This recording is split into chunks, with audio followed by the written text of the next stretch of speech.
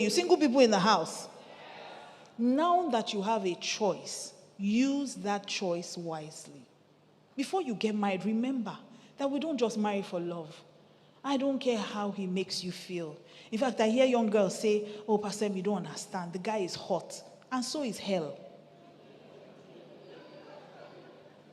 So be careful how you package yourself and hand yourself over to someone to destroy their destiny. You know, sometimes it's not even that somebody is bad. Somebody may not be bad, but the question is he good for you? Before I met Pastor K, I was engaged to be married. In fact, I had done introduction to a doctor who was living in the UK. We had dated for 5 years. So it's not like it's all those days, somebody connected us. No. I knew him when he was in school. In fact, part of the way he even traveled was my brother helped him and blah, blah, blah. That's a story for another day. Because we had done introduction. So everybody believed, oh, these people are getting married. And one day God said to me, the man you are with is not your husband. I said, God, this is rough play because I don't really like this kind of things. I don't like this kind of things. I've been here for 5 years. Now he's not my husband. What am I going to go and tell my parents? And I don't know about other people, I have this relationship with God where I know he's my father, and I know that anything he does is for my good. I don't struggle with it because I know it's for my good. It may pain my flesh, but I know ultimately it's for my good.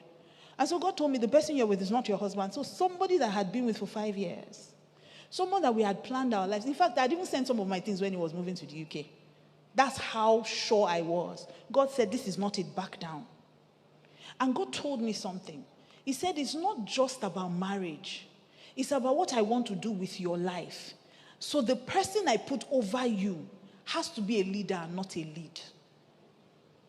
So marriage is not something that you just enter lightly. I don't know why I feel the need to hammer this to the single people, because single people, you still have a choice. When you are married, you'll be managing the situation, be praying. Ask any married woman, that's what they tell. Even if they give you counsel, last, the end is be praying. But you know you can use your prayer for other things. Why do you want to be praying about man? You can be praying for other things. Because when you get married, you either get a prayer partner or you get a prayer point. As a single person, you can choose. There are 3 things that you must know as a single person. If you're going to get married right, you have to start by being the right person. And I know you've heard this before, but I need you to think about it. Ask yourself, the kind of person I want to marry, am I the kind of person that the kind of person I want to marry wants to marry? In fact, I always give this assignment for single people. When you get home today, bring out a sheet of paper and write my future husband on the top of that paper. Then write all the qualities you want. Every single thing. How you want them to look, how you want them to behave, where you want them to walk, how you want them to act, what their personality is. Write everything you want. When you are done, preferably ask for extra sheets. You can do like 3 foolscap. When you are done, now erase that thing you wrote on the top. My future husband, write your name there. Then ask yourself if you are all those things. Because it's easy to dream. But let me tell you, the same way you are dreaming, the person you want to marry to is dreaming. So you have to be the right person if you're going to attract the right person. God is not an author of confusion. God is not evil. Why will he carry a precious child and give to you? If God's child is precious, he won't give him to you if you're not worthy of him or her. So when you get home today, do the assignment. It will change your life. Some of the things you are looking for, if you don't have it, you can't attract it. The Bible says that God put Adam to a deep sleep. Because when he saw Adam, he said, it's not good for this man to be alone. Then the Bible said he started to make animals. And he brought them to Adam. It was Adam that decided, elephant can't be my wife. Monkey cannot be my wife. Gorilla cannot be my wife. He was the one that chose. God gave him options. He made it from the same place he made Adam. But they said there was not one that was comparable to him. And then the Bible says that God put him to a deep sleep. And from the rib inside of him made a woman and brought her to him. He said, now, this is now bone of my bone, flesh of my flesh. Which tells me that your partner is taken from inside you. What that also tells me is that you identify them because you are like them. So if you want a kind of person, then you should be that kind of person. So the first thing is to be the right person. Single people, what's the first thing? That's why they're marginalizing people. Shout. Let them know you're in the room. First thing is what? Single people, your voice is still too low. Number one is what? Be the right person. Number two is choose the right person. No matter how good you are, you need two good people for marriage to be good. I always tell people that marriage is too heavy for only one person to carry. No matter how good you are. And I learned this lesson by learning when my mom was teaching me how to fry an egg. One day, so growing up, to be honest, I didn't start out I didn't start out like someone who would like the domestic life, even though somehow I've turned out to be that person.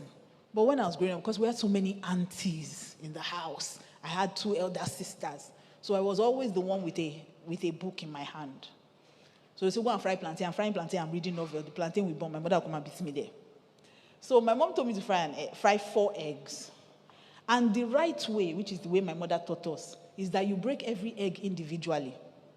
But because I was reading novel, I wanted to go and read the novel. So I just thought to myself, this mommy style is not working. We'll be breaking egg one, then I wash 2 plates. Doesn't make sense. So let me just break the 4 eggs together, whisk it together and fry. So I broke the first egg, broke the second egg, broke the third egg. I say, you see, not this olden day style of doing things. The Bible says, do not move the ancient landmarks. There's a reason. When I broke the 4th egg, it was rotten. And I broke it right into those. So all the eggs now went bad. And that tells me that no matter how good you are, if you don't marry somebody who is good, your egg or your marriage can never come out good. Can't come out good. So being the right person is good, but you also have to choose the right person. You have to choose someone with the same values as you, someone who loves the same things, someone who loves God like you, someone who is inspired to serve God the way you are inspired to serve God, someone who understands that we have a vision, we have a plan, we have a destiny, we have somewhere we are going. Not that somebody you have to always explain. If you use all your energy explaining to your wife, you have to submit to me, you have to submit. Which day will you now do the work, sir, of leadership? If every day you have to tell your husband, we have to pay tithe, we have to pay. Which day will you move into doing great things for God? And so picking the right person is first. Being the right person is first. But second thing is you must choose the right person. Now the third thing. What's number 1? Single people. What's number 2? Number 3 is you must do the right things. You can be the right person, choose the right person, but if you don't do the right things, you will still spoil your marriage. That is the real reason why we are here today.